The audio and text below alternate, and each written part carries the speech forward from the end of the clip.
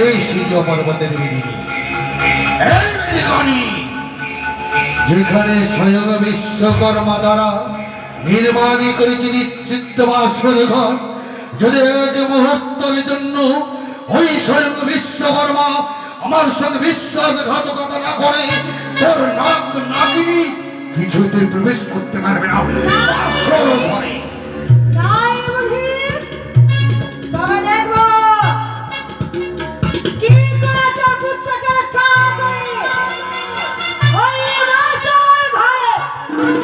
পারবি না,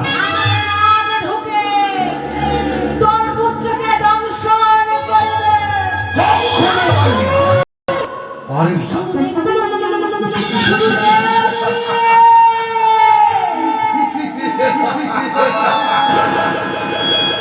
এই বেদিকানি সৌতারি পর্বতের চতুর থেকে আমি ঔষধ করি করিয়াছি রূপ, চোখ জ্বালিয়ে দিব আমি অগ্নিকুণ্ড, তোর নাক নাকিনি কিছুতে প্রবেশ করতে পারবে না সৌতারি।